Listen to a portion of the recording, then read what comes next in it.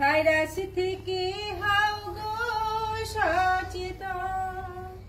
চীনের উহান শহর থেকে ভাইরাস ছড়ায় বিশ্ব জুড়ে, মহামারী রূপ নিয়ে করোনা ভাইরাস ও জনগণ। ভাইরাস থেকে হও গো সচেতন।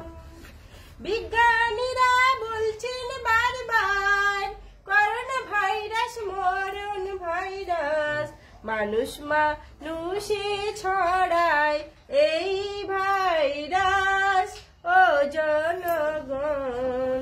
ভাইরাস থেকে হও গো সচেতন। সরকার থেকে লকডাউন করিল, ভাইরাসের চেন ভাঙিল, কত মানুষের প্রাণ বাঁচালো লকডাউনের কারণ ও জনগণ। ভাইরাস থেকে হও গো সচেতন। সাবানে হাত ধুলে পরে ভাইরাস মুখে যাবে না রে, মুখে মাস্ক পরলে পরে ছড়াবে না ভাইরাস ও জনগণ। ভাইরাস থেকে হও গো সচেতন। জ্বর সর্দি কফ কাশি হলে স্বাস্থ্য কেন্দ্রে নিয়ে যাও তারে, ডাক্তার বাবুর কথা শোনো এই তো আবেদন ও জনগণ। ভাইরাস থেকে হও গো সচেতন।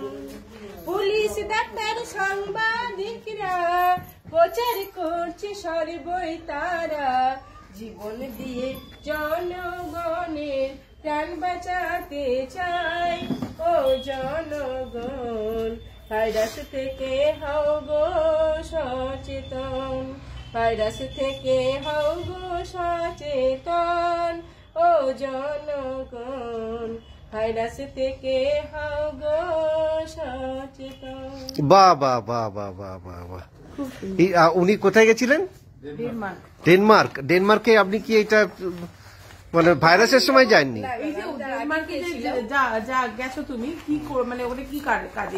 আমাদের এই পটচিত্র দেখানোর জন্য প্লাস একটা এক্সিবিশন ছিল, ওয়ার্কশপ ছিল। তো আমরা কিভাবে কাজটা করি আর কি ন্যাচারাল কালারের কাজ করি, তো এখন আমি কালার দেখিয়ে কাজ করে এসেছি। তো এখান থেকে আমি যে পাতাগুলো নিয়ে গেছিলাম নষ্ট হয়েছিল, তো আমি ওখান থেকে গার্ডেন থেকে পাতা ফুল নিয়ে রং বার করে কাজ করে ওয়ার্কশপ করে এসেছি।